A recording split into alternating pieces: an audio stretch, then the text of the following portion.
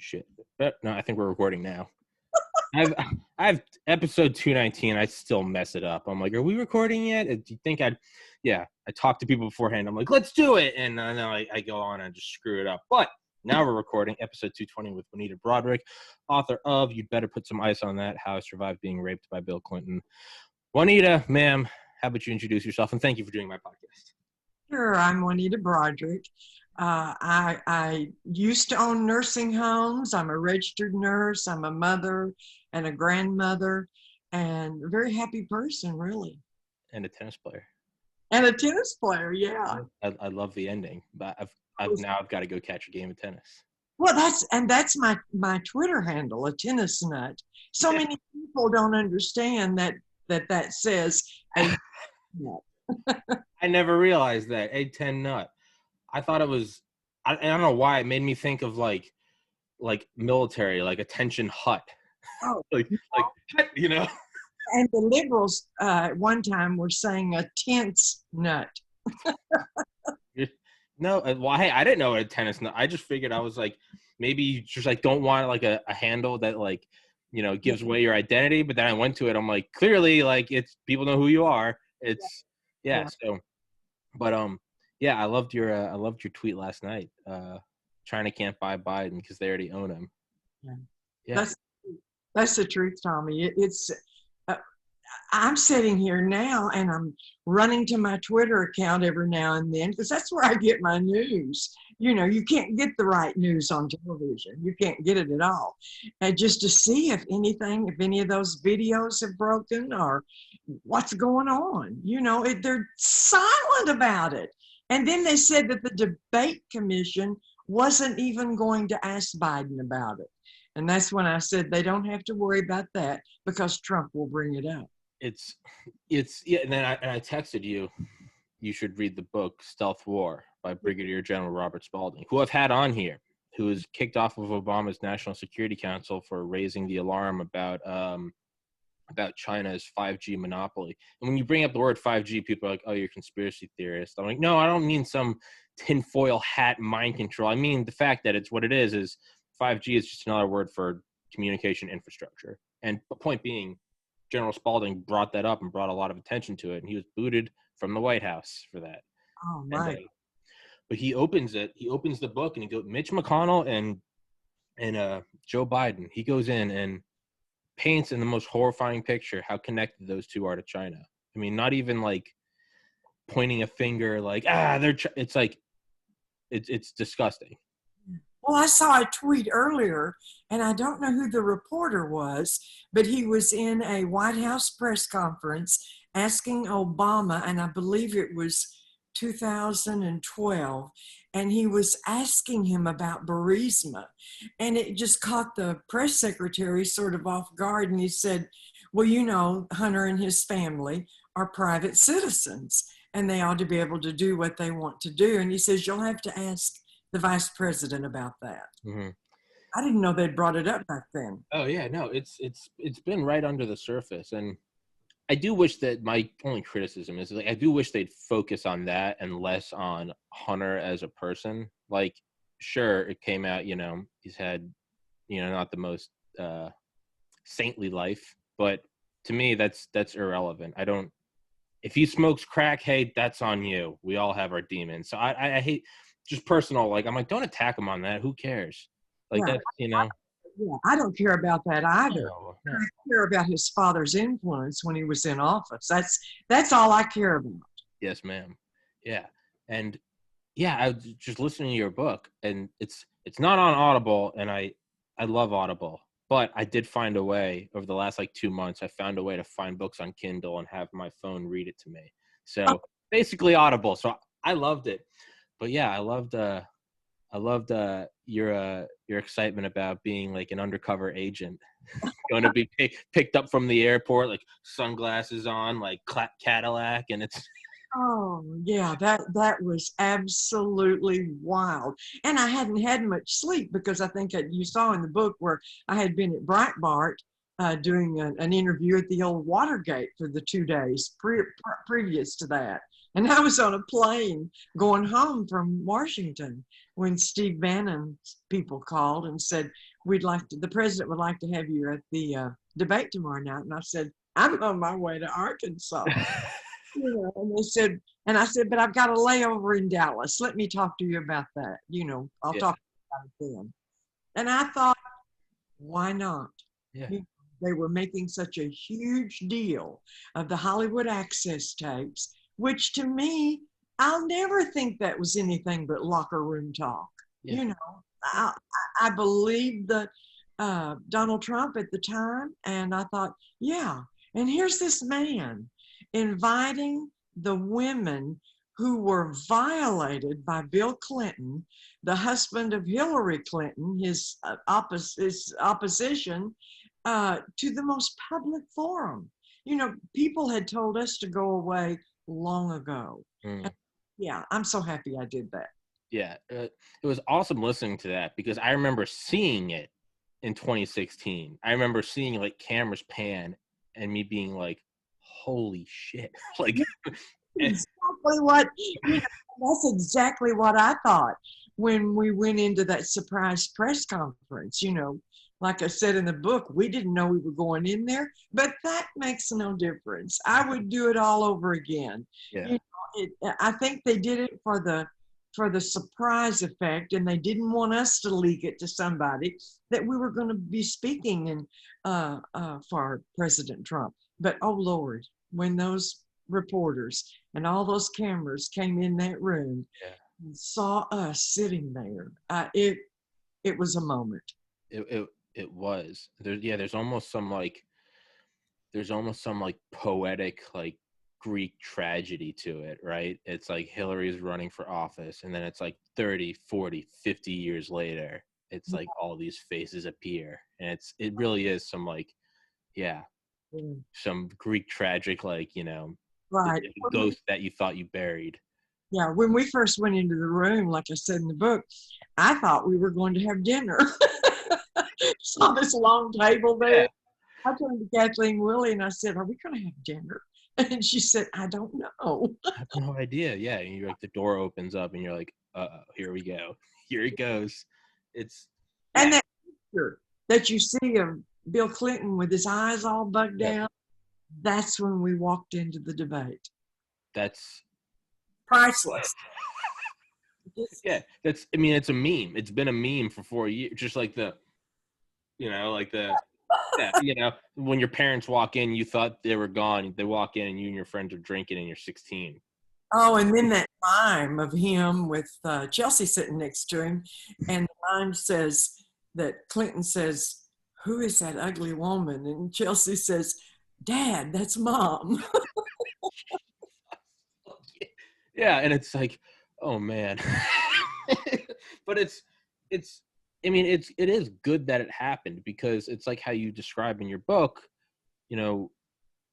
Hillary coming up to you and saying thank you for everything you do, and you just you nodding and being like, I'm gonna get the F out of here, and her grabbing your shoulder, and really the way you describe it is like, like a demon, like grabbing your, like, thank you for everything you do, and you're just like, holy, she knows everything. Because at first you were like, this poor woman, and then you were like, oh, she knows exactly, and she doesn't care except how it insults her. Yeah, that's before she had her henchmen to do her dirty work. Yeah. You're right. You gotta respect your enemy. She's gotten better at it. She's doesn't do it firsthand now, but it's a vicious woman. Yeah.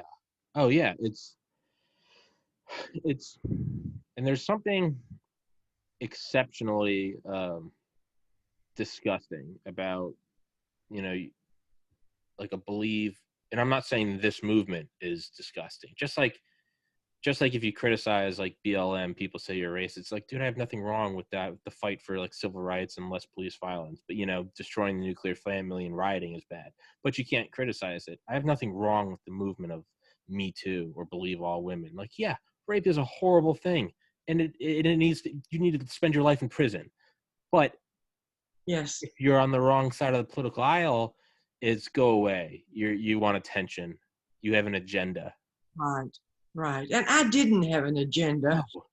Prior to that time, I just wanted the press and everybody to leave me alone. You just want to run your nursing home. Never have come out on my own. People say, "Oh, you're such a hero." That's not me. I would never have come out had Paula Jones's attorneys not subpoenaed me. Yeah. It was. I mean, I got outed by them. Yeah, and that's what I like about your book is I remember when I started it, I was like, okay, like how is this gonna, like, I'm interested to see how this is going to be an entire book. And what I got at the end of it is the book is your life story, and this thing just happened to have happened during it.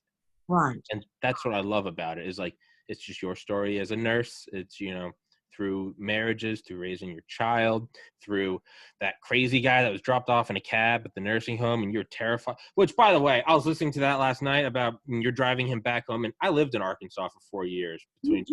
I was 5. I moved there when I was 95 and moved out in 99. So it's not like I remember. But the imagery of you, like, driving, for everyone just buy the book and listen, is for you driving down all those dirt roads with no lights. I was listening to that in the shower last night, and I was like, oh, my God, this is a horror movie. I was, like, screaming. I was like, what are you doing? I was like, get out of there. But then I'm like, wait, I'm emailing this woman, so I know she's alive. So I know it worked out well. Yeah, and I had a little old Corvair back. And I don't know how we ever got him into, because he was about 6'8". He was a huge Indian man. And I thought, but I couldn't leave him there or my employees were going to walk out. So we got him into my car, and it was about a 45-minute drive till I finally found him. And of course, there's no cell phones back then. So I had to stop at a payphone and call their home phone to say, I've missed it somehow. How can I find your house? I was listening to it and I was like, this is the horror movie where you're just screaming at the movie screen. You're like, what are you doing? You're like, go away, stop. And you're just like, I'm driving. I'm just like screaming at no one. I'm sure my neighbors were like, what the hell is wrong with that kid? So many people don't understand that back then what nurses were responsible for in nursing homes was everything. If you were an RN and you were director of nursing of the nursing home, you were the administrator, you were the dietitian, you were the social worker, and you wrote the checks and you did everything. So yeah, it was an experience that I thought was just absolutely mind-bending. What I went through as a young nurse. Yeah, it was. But ultimately, like, what I see shine through that is like that is your, I mean, a lot of my family members on both sides of my family are nurses.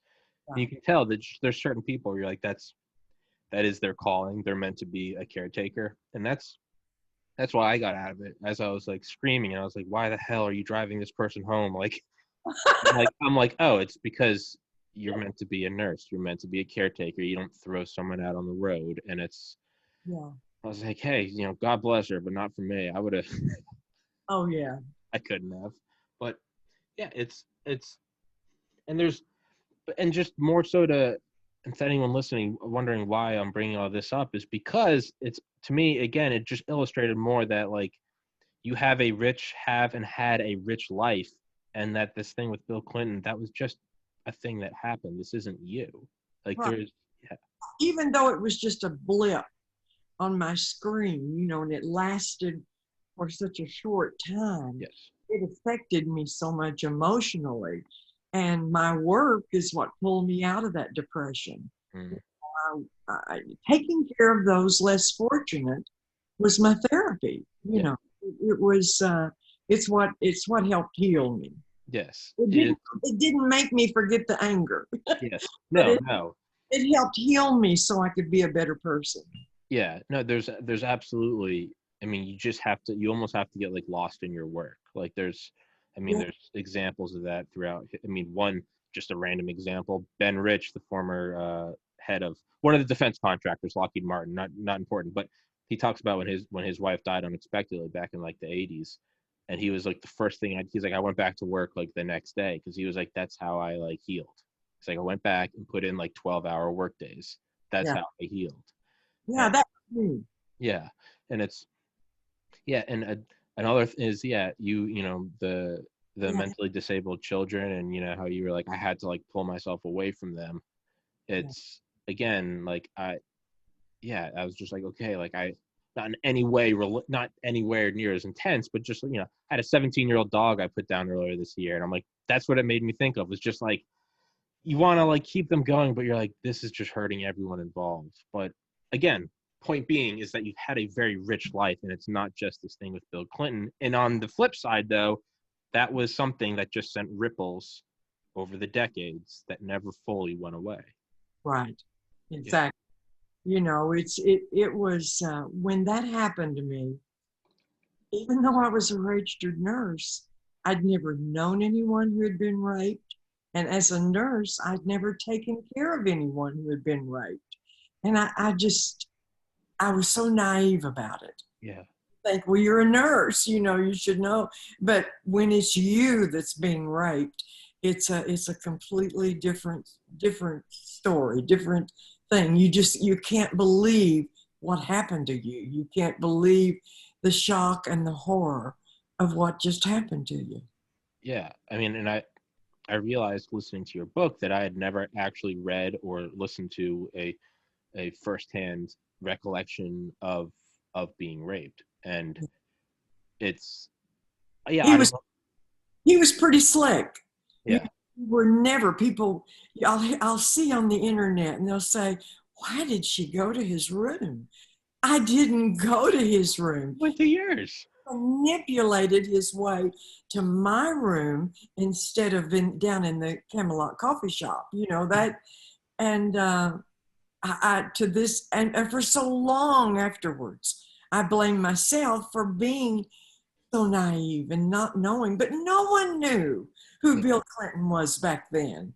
I just knew he was the Attorney General. I Yeah. just knew that he regulated my nursing home. Yeah.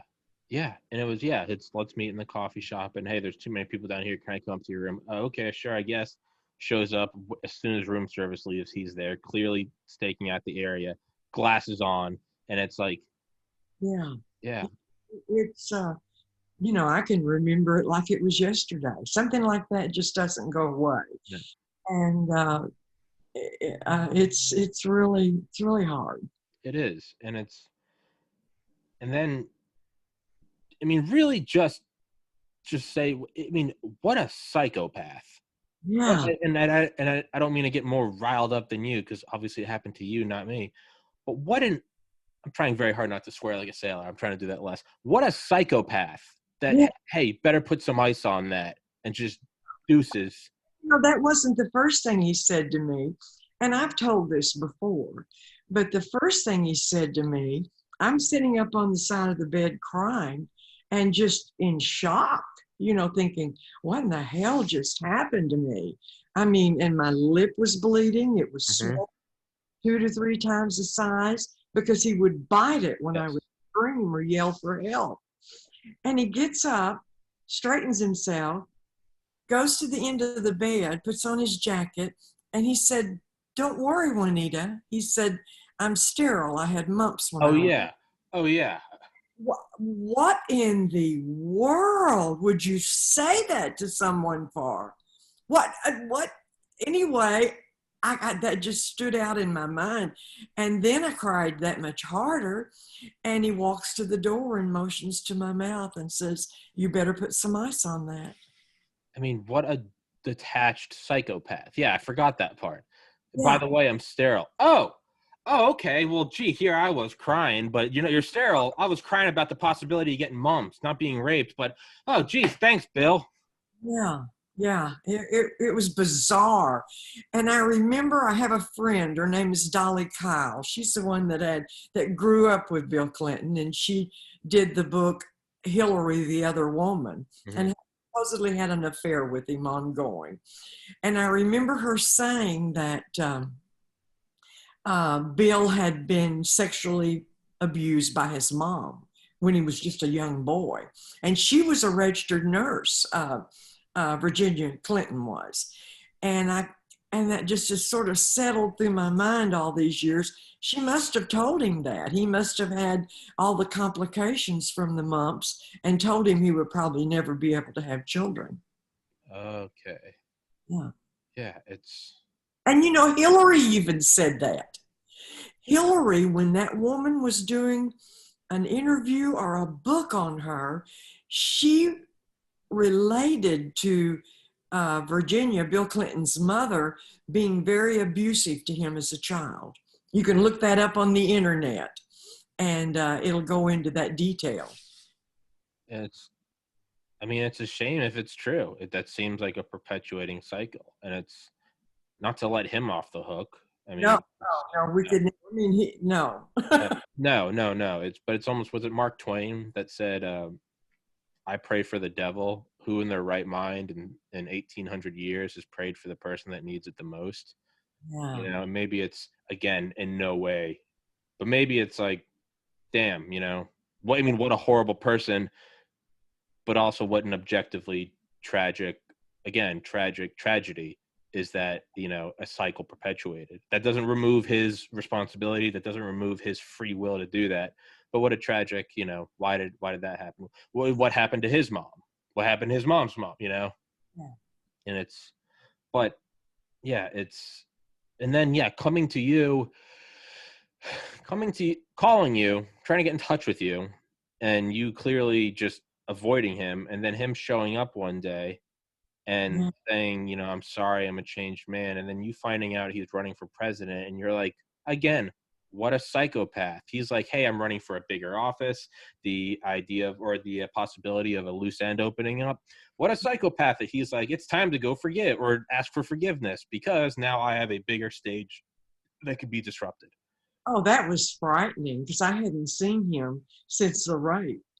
And when they called me out of my nursing home meeting, I had two of my RNs that were there with me. And I went down around that corner and I saw him standing there. I couldn't believe it. It was frightening. It was like he was telling me, hey, I can reach out and touch you anytime I want to. Yes, yes. Frightening to me. Yes. Yeah. And then I'll never forget when he was trying to apologize to me. And I'm just standing there in disbelief. And I say, you go to hell. And I walk off. And by that time, I'm crying. It was just a very emotional thing. And my nurse is saying, what did he want? And I said, he apologized. It was just unreal. And then, of course, a couple of weeks later, we realized that he had announced for president. It maybe would have been a fraction of a percentage less worse if he wasn't running for president and he was apologizing. Wow. I was horrible. Yeah, I was just a loose end that he was trying to tie up. And you're probably just one on a couple of loose ends that he had to go scratch off. Next one. Right. And then you doing was it NBC? Which was the interview where the producer came in and said, "Don't bring up Hillary"? Oh, that was NBC Dateline. That was after the Paula Jones attorneys hired these investigators to come to my home and see if I would participate. And I said, no, I want nothing to do with that. That was the most horrible event of my life. And they subpoenaed me anyway. And then after they did that, I went to that deposition and I said, nope, nothing happened to me. I wasn't going to help these people drag me into their lawsuit. No, I was angry that they dragged me in there, me pleading with them not. And then find out that they had recorded me when they were on my front porch, those investigators, they had recorded me, and the lawyers send that recording to Ken Starr. Then here I'm subpoenaed by Ken Starr. And that was the first time I told the truth. And the only reason I told the truth, Tommy, was because my son, I had told him when he was about 18, 19. And he's an attorney, and he was at that time. And he came over to my home and he said, Mom, we have a subpoena from Ken Starr. And he said, you're going to be deposed by him. And I said, I'm not going to tell. I don't want to get into that. I see what they've done to all these other women, and I don't want to be in that. And he said, Mom, he said, Paula Jones' case was a civil case. this is a federal case and it's serious. He said, I must implore you to tell the truth. So that's why I did. I went to that deposition, and those people were so kind to me. Yeah. Yeah. And that's what, I remember from the book That's is, when I knew that everything was getting out. My name was going to be everywhere. And I had been talking with Lisa Myers for about a year, before I did the interview. So one day she calls me and she writes me a letter and she said, it's going to be out there and it's going to be out there within the next week. You need to tell your story in your own words before somebody spins it around to meet their political gain. yeah. I said, yes, I'll do it. And then, of course, we're in the middle of the interview, and Lisa and I had talked about what Hillary had done to me, how she had threatened me 3 weeks after the rape. It was like being raped all over again, being threatened by the wife of the rapist. Anyway, we start to talk about that. And then here comes rushing into my living room. It was filmed at my home. And he says, oh, no, no, we can't go there. We cannot talk about Hillary. And Lisa Myers and I look at each other and say, what? He said, no, we cannot talk about Hillary. So they scrubbed that out of it, and then we went on from there. And I remember hearing that, and I was like, Yeah. it's happening all again. It's just, no, Right. she's free. Don't touch her. Don't touch her. She's free. Don't bring her into this. Right. And also, Tommy, the main reason that I did it is because of the impeachment. Mm-hmm.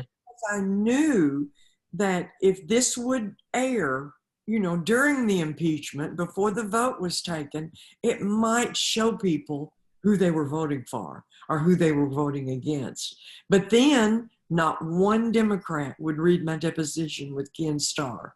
Republicans did, but all Democrats refused to read it. It's disgusting. It's disgusting. It's believe all women. #MeToo. Asterisk. Fine print. So long as you are in lockstep with our political beliefs. If not, you are an attention whore. You're a whore. You have a political agenda. Get out of here. Anyone else, crocodile tears. Come on, I don't believe all women. And it's like, again, hijacking a legitimately good movement. Hijacking a good movement that, police oversight, there should be less murders of unarmed men, hijacking it to burn down small businesses and destroy the nuclear family, which is from BLM's website. It's the same thing. Yeah. Okay, believe all women. You're like, great, let's do it. We're moving forward in society. We're going forward. Ooh, but you vote the wrong way. Get the F out of here. Yeah. That's right, Tommy.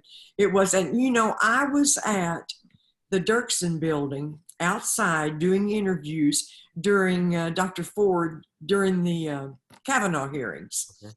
And I was telling those reporters and those people out there that how in the world could they believe this woman with no credible evidence whatsoever, and Dick Durbin and some of them that were in there that refused to read my deposition against Bill Clinton. And I just wanted an answer why. Why was her story more important than mine? Mine was 99% more credible than hers. Yeah, and it's you kind of gotta love the smooth move of nominating a woman to the Supreme Court now. Yeah, I love it. It's wait, yeah. Oh, she is just, and all those hearings were a joke on the Democrats. Yeah. That woman, she could have done that another week. Oh yeah, you're like, this person's just, it's like watching Michael Jordan against me playing basketball. It's like he's not sweating and I'm about to pass out and vomit and he's just and no notes. No, yeah. Notes whatsoever. It was all right here in her beautiful mind. And it's again like the hypocrisy. If Melania was anything but Trump's wife, she would be painted as Jackie 2.0. Speaks several languages, is beyond gorgeous, is what a successful model. Oh wow, is the American dream, came here, married a billionaire. Like But because she's on the wrong side of the aisle, it's look at this immigrant, she can't speak. It's the same thing. Amy Coney Barrett, if she was a woman, it'd be like, wow, knows everything, no notes, like, you go, girl, like, adopted black kids. Holy shit, she's just checking off the superlatives. But she was nominated by Trump, so therefore she is. But they can't call her a rapist, and they can't call her a racist, which is it's hilarious watching. Oh, and Bill Maher talking so disrespectful of her. Oh my gosh, could you believe that? I hope people will start turning him off. He's despicable. Oh, I hope they don't, because he's sowing the seeds of his own destruction. You're right. Don't interrupt your enemy when they're making a mistake. Just let them go. Let them run. Yeah. And then again, it's now we have. I mean, and wasn't that just brushed under the carpet? Just Tara Reid. Yeah, that's sad. Yeah. Tara. Now I hear Tara's written a book. Oh yeah. Yeah, it's supposed to come out on any day now. And I'm proud of her, at least for doing that. I had said, back during the Dateline interview, that I would never write a book, but like I said, like I was telling you before we started recording, is that I didn't mean mine to be a book. I was writing my memoirs for my son, had put it on my computer and just put it back, and thought, well, I'll print that off someday and give it to him, because I knew after I'm gone, there may be questions, and this would help answer some of the questions for him. So it just happened. It worked its way into a book. But I feel very bad for Tara. I think she's been through a lot. Yeah, and it's yeah. I mean, and of course, but she just wants attention, right? Don't believe her. Don't believe her. Yeah. Ignore the hundreds of photos and videos of Joe Biden sniffing and touching young girls. Oh, isn't that disgusting? Holy shit. I can't hardly watch it. It's just so perverted. Those poor little girls, going away from him, not wanting to be touched. It's terrible. Have you ever seen that video? I think it's from like 2016, maybe 2015. And it's Jeff Sessions, former he was the Attorney General, correct? Yeah. He's there with his daughter or granddaughter. I think it was Jeff Sessions. Oh, doesn't he hit his hand? Biden comes to say, and you just see Sessions without even looking, just smacks his hand away, and it was just like, See, they know what this man is. Yep. They know that he's a pervert. Yeah. You don't do that. You don't just hit the former or current, whoever, whenever this was, the current, former vice president. He knew. And it's a weird thing that she's in the same position I was in. Yes. Except, I don't think Me Too ever came in and helped her, and that's really the gauge for right now. Is Me Too going to help support you? Now I know Rose McGowan does, who was in the Me Too, but yeah, it's really. I mean, I got lambasted by the media, and after I did the NBC Dateline, I went back in the woodwork. I wanted nothing else to do with that. After he was found not guilty, in other words. And I just went back to my job. I went back to my silence until Hillary made her tweet. Mm-hmm. Remember that? Back in 2015. And she says, all victims of sexual abuse should be believed and heard. And she said, we're with you, something to that effect.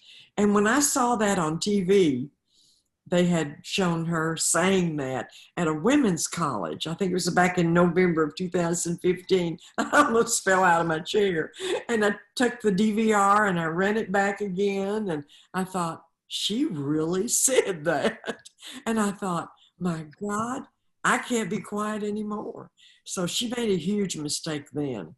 And so I thought, well, I joined Twitter, but I really don't know how to tweet. And I called my 11-year-old grandson. That's what you do when you're old and you want to know something about social media. You call your grandkids. So I called my grandson, Ridge, to come over and help me with it. I didn't show him what I was going to tweet, but I thought that I'd just answer on Twitter, you know. And so I worked up this tweet after he left. And the next morning on January the 6th, 2016, I tweeted, I was 35 years old when Bill Clinton, the Arkansas Attorney General, raped me and Hillary tried to silence me. I'm now 73 and it never goes away. And I looked at it and I thought, that looks okay.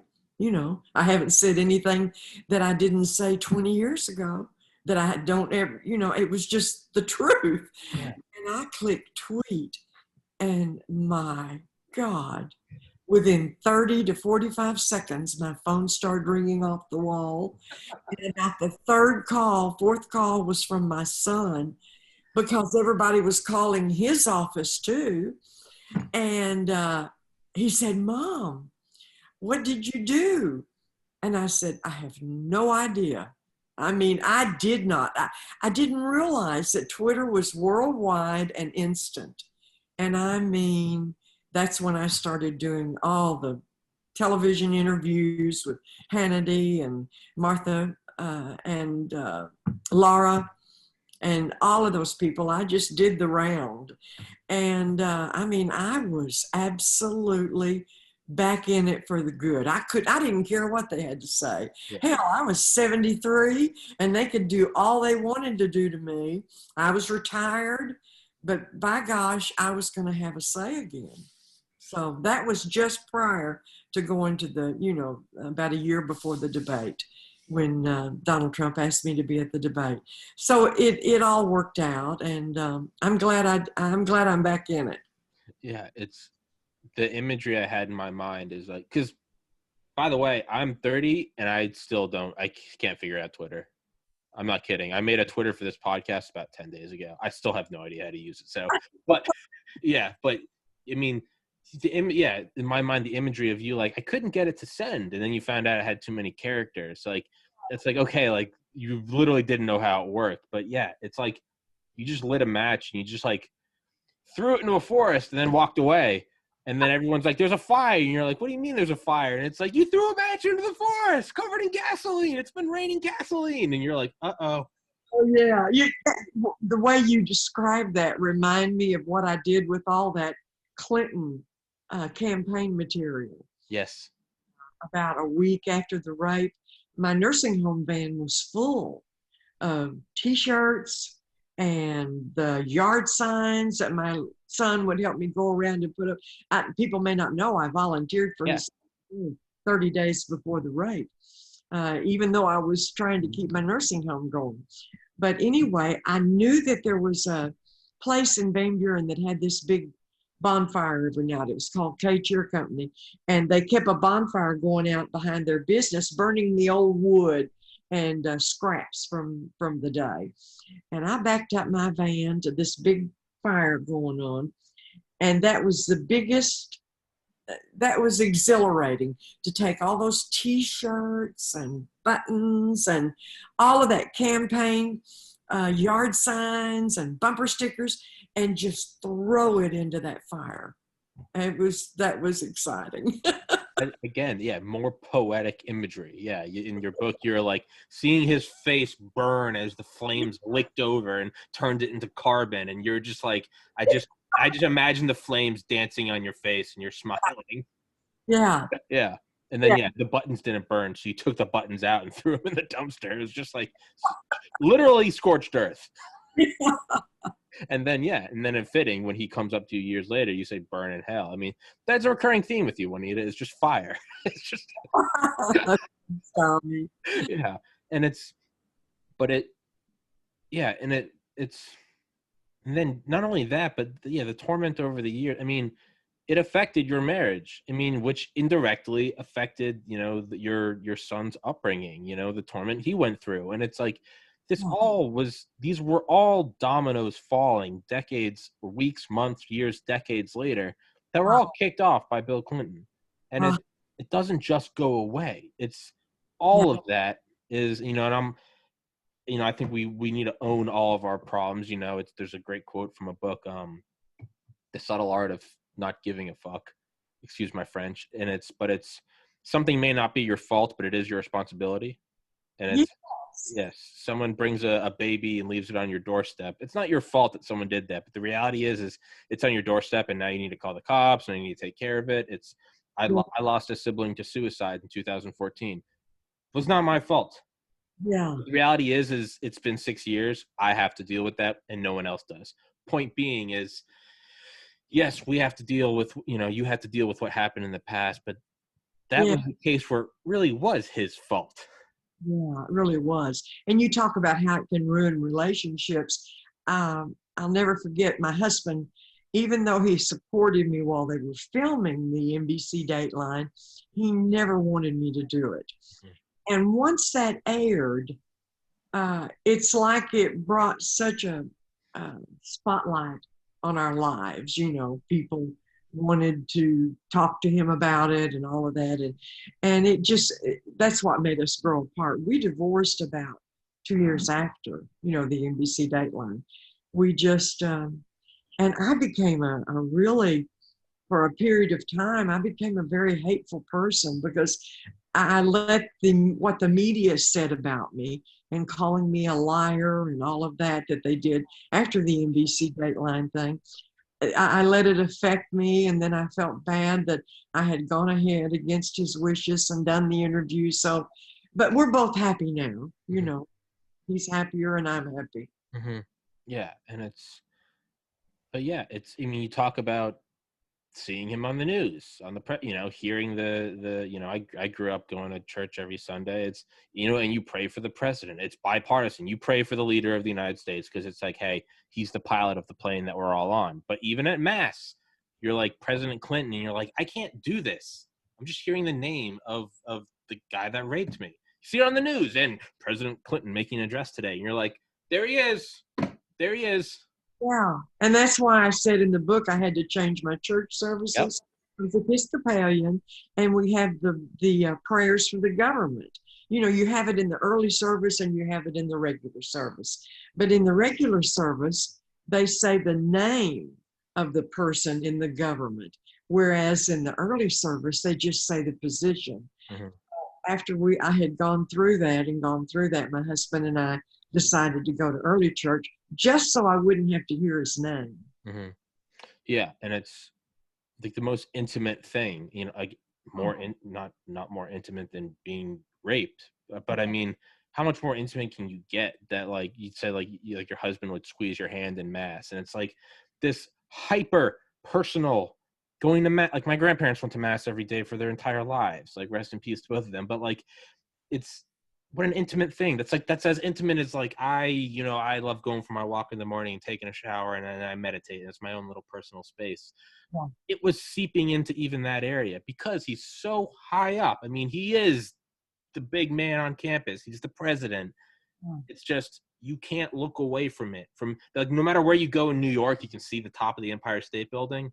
Yeah. That's what it is his face, and you're just doesn't matter where you go, Yeah. right? Yeah. And then God forbid you criticize it because it will come across as, oh, you just don't like the Democrat. And it's like, whether or not that's true, they completely that they just crap all over your story because it's, oh, you just have an agenda. Yeah. Oh, yeah. Yeah, they all said that I did. But most of them, Tommy, knew I was telling the truth. They knew. They just didn't want to face it. They knew what this man was. He'd been around Washington and everything long enough. They knew. Secret Service knew. He was a predator. Bill Clinton was a serial sexual predator. I don't think he's capable now. If you've seen him lately, but yeah, he was a serial sexual predator, no doubt. Yeah, and then again, like talk about projection. Hillary, calling black men super predators, right? And it's again not, but just flipping it and pushing it back. Believe all women do, and you're like, what the hell? It's Yeah. You're right. Yeah. The Secret Service or anyone that close, like you said about Sessions smacking Biden's hand, like they know. Oh, I love that. Yeah. Yeah. And they know. And what I think that's what's even worse is that it's not, that'd be a special kind of stupid if they just thought you were lying because you held a different political belief. But those stupid, it's not evil, right? It's like, okay, there's someone's biases, whatever, Red Sox, Yankees, they're just pushing your own thing. But what's even worse is what you allude to, and what I believe is the truth, is that they knew the truth, that they believed it, and then they took that and said, but this is not advantageous for our political agenda and or positioning. Exactly. Yeah. And Where they believed Dr. Ford because it fit their political agenda. what Did to Kavanaugh was despicable. that was, That man and his family. Yeah. And then, they have him, you have all those like screen grabs and clips of him, like, getting red in the face and yelling and crying to be like, oh, look how upset he is. And it's like, you know what? To me, that just tells me that he's telling the truth. Because if I was just sitting there going, nope, I didn't do it, I'd be like, but if someone accused me in front of my wife and kids, I would hope that I would lose my temper. Oh yeah. He was very. I'm just so happy that he got in. Yeah, and I'm going to get in too. Yeah. Oh yeah, she is. Yeah, and it doesn't matter how. It's disgusting. And again, there's something. Is if people believe Dr. Ford because their own cognitive dissonance said, I hate Republicans so much. Like, again, stupid, but not malevolent. Like, okay, whatever. But it's the people that deep down know. Yeah. And they still switch it. I remember when Dr. Ford, Christine Blasey Ford, was not wanting to go and to the hearing on the day that they wanted her to. And she said she was afraid of flying. And I remember going on Twitter and saying, I'm here. I'm not afraid to fly. I'll come testify. No. Yeah. But no way. They're like, hey, they're like, you shut up. They're like, they're like, go away. They'll go back into the basement. It's, I was doing it as a joke, but it just, of course, she wasn't afraid to fly. Yeah, I know. For the committee. Yeah. But again, it's, hey, but you support Trump, so therefore nothing you say matters. They're like, go away, Juanita. You're like, I can testify. They're like, go outside, shoot. It's, but I also like what you addressed, just like again, like, hey, I like Trump. I don't like Biden, but I also don't think that, like I said earlier, I don't think who Hunter Biden is as a person is a valid criticism. That's someone doing hardcore drugs. Look, they're in a bad place if they're doing that, and that's not a criticism. That's someone that needs help. Like, and that doesn't reflect someone's ability to lead, right? If Tom Brady or Michael Jordan came out as like a total asshole, hey, I don't care. They're still the best at what they do, right? So I don't care what Hunter does. That's, may he find peace. But I like that you addressed Trump's Billy Bush grab him by the pussy tape. You said you were disgusted. Yeah. And, your son was, Mom, how can you still support this guy? Yeah. And you said, hey, I don't agree with what he said, but ultimately you were like, it's just speech, disgusting as it is. Like, I like Trump, but hey, that's gross. That's some misogynistic shit. It's still speech. It's just speech. It's just speech. That's what I said when I tweeted that time. I said, actions speak louder than words. Yes. It's the tweet I had done before the debate. And I said, Trump said some bad words and he was disrespectful to women. But I said, Bill Clinton raped me and Hillary threatened me. I don't think there's any comparison. No. And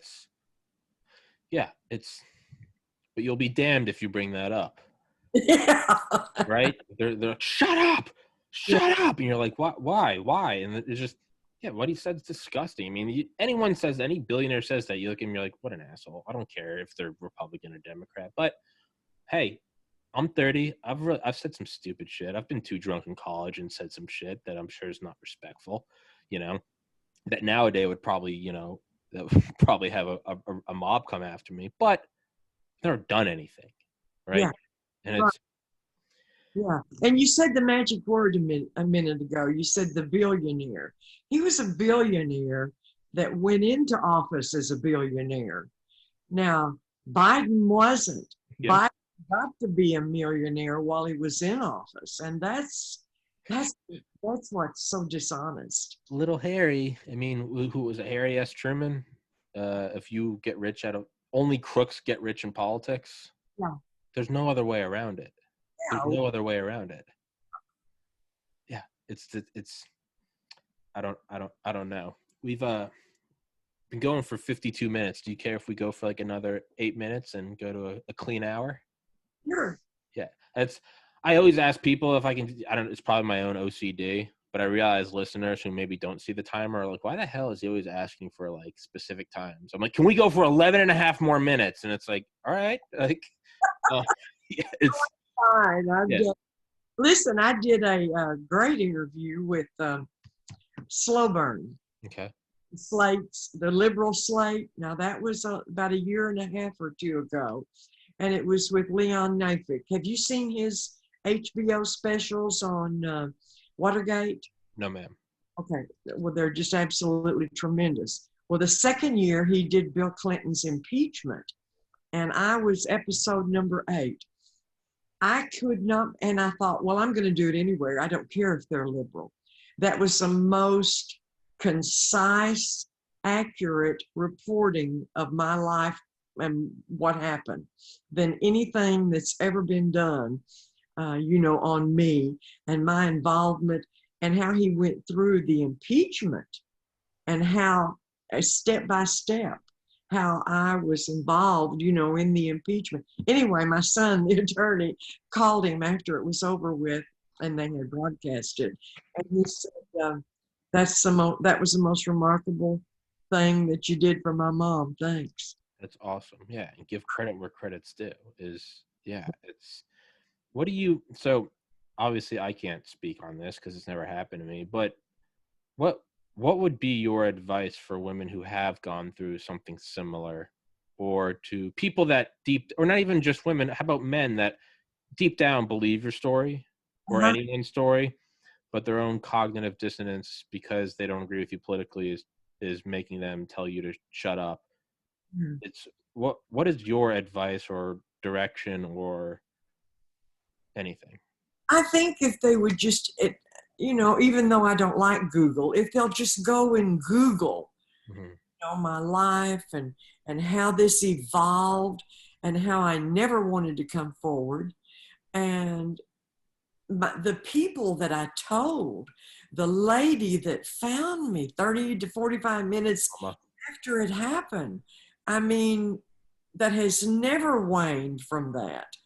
And the other 4 people that I told within that first week, if they like Bill Clinton, they're going to have a hard time accepting it. And I understand that, but there's nothing that I can do about that. But it's a true story. It really happened. A man that was attorney general and became governor of my state and became president raped me. And he also assaulted many other women. And it's just a fact. Yeah, it's just that it's objective.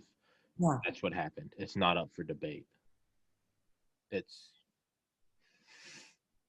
but I I have one thing else to say. Yeah. To young women, middle-aged women, older women, any woman or any man that has been through something like that, if it's a recent event or if you eventually ever go through anything like that, tell someone. Tell someone you trust. If you don't want to go to the police, I understand that. But tell someone and remember everything that you can about the event. Remember what you wore. Remember where you were. Remember everything about the person who did those awful things to you. and go right home and write it down. Okay. Yeah, yeah, I mean, again, I don't, Yeah. yeah, it's a hard thing for me to I mean, I'm a guy, right? Luckily that's not really a fear of mine, but Yeah. it's to bring it back on a lighter note, back to the Twitter thing. Mm. I do, again, just that imagery of, you were like, what I do like is that you're like, I helped take away, you're writing in your book, you're like, why do I feel this way? I feel like maybe did I help to get Trump elected? And then you pause and you go, that's exactly what I feel. And you go, and I like that I helped rob Hillary of the culmination of her life's work. Yeah. I love that.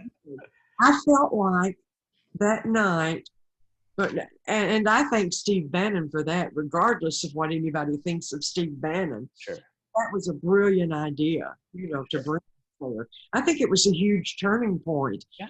The election, and I'm not trying to be egotistical about that. I just think it's a fact. I think it turned the tide.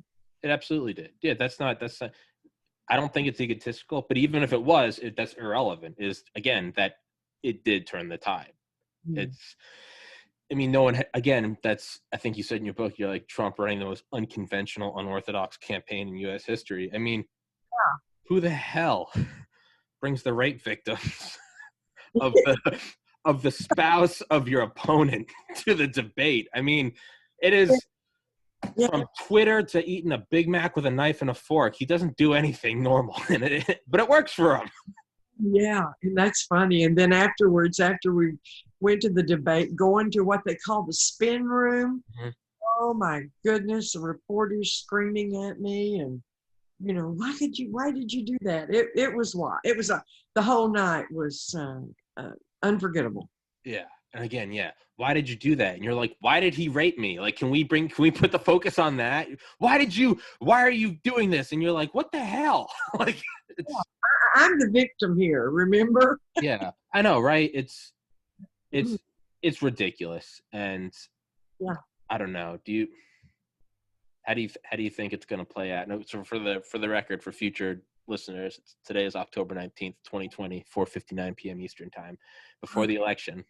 I think he's going to win. You do? I think he's going to win. Maybe, possibly. I hope he does. Oh, I do too. But I really think when you see all of the enthusiasm about this man out there, I think it's going to be a bigger victory than it was in 2016. You heard it here first. Juanita Broaddrick calling the landslide. I like your enthusiasm. And really, I also, I guess on a less serious note, I love in your book when you're like, as an aging woman who like needs sleep. I'm 30 and I have the same mindset of you. So I was just like, you're like, I don't like doing it. I'm like, I go to bed. It's 5 p.m. right now. I mean, this is a late podcast for me. This is like, I'm like, okay, let's not get crazy, guys. Let's, I got to go eat my vegetables and take my fiber, right? I'm right there with you. So, hey, I don't think you said you don't know how to use Twitter and you're an aging woman. Ma'am, I'm 30. I don't know how to use Twitter. And I think I go to bed earlier than you. So. Oh, listen, Twitter's my life right now. I'm doing all I can to help our president. I love it. Again, like I said, I made a Twitter 10 days ago. I've been following you, and I love your tweets. They're hilarious. So. Well, they're not for the faint of heart. No, ma'am. Well, hey, again, someone that's. Go to my account if you don't curse. Yeah. And sometimes there's only one word that fits the situation. Yeah. Sometimes you just gotta literally and metaphorically say fuck it, right? And I think that's what you need. And so. Oh yes. And the Steve Scully being hacked, wasn't that? I mean, is that so? Now we have a new word for that. Scullied. You've been scullied. There's a new word today. You check it out when we leave. Okay. Tubin. Okay. Who exposed himself at the end of a Zoom. Jesus. And he said that, you know who Jeffrey Tubin is? And he said he didn't realize he was still on Zoom. He was on a business Zoom meeting for the new, what, I forget who he's for, who he works for, the press that he works for. And they just fired him. What a moron. I didn't mean to bring that in here. No, I don't care. I think it's hilarious. I thought that, I couldn't believe it. There are no words. There's just laughter. It's, yeah, there's nothing else to do but laugh. And it's like, dude, if that's what I mean, if Anthony Weiner, the wife of Huma Abedin, during the election is going to get caught sending dick pics to underage women, like, there's nothing to do but laugh at your incompetence. Yeah, well, it's getting the title right now, either Dick Zoom or Zoom Dick. I don't know what it is. Oh, my God. Well, I can't think of a better note to end that on. So, Juanita Broaddrick, thank you so much. If everyone looking, they can see the book over your shoulder. You better put some ice on that. How I Survived Being Raped by Bill Clinton. And Bill Clinton is a rapist, and don't let anyone tell you otherwise. Juanita, anytime you ever want to come back on my podcast, I would be honored. Thanks, Tommy. It was fun. It was. And it doesn't even need to be about heavy issues like that. We can just shoot the shit about nursing homes and driving home monsters in the dead of night in Arkansas. Right. Thank you, ma'am. Thank you so much. And I'll text you when this is up. Okay, thanks, Tommy. Thank you. God bless. God bless America. Thank you, Juanita. Bye-bye. Bye-bye.